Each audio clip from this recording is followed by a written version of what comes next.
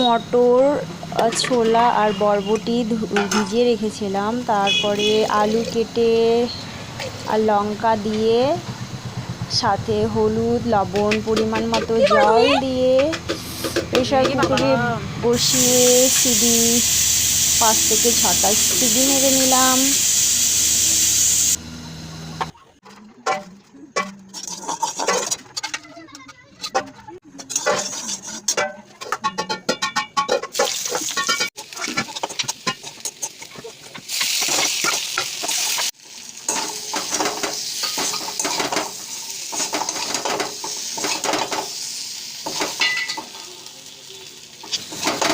তারপরে সেদ্ধ করা মটরগুলো দিয়ে দিলাম।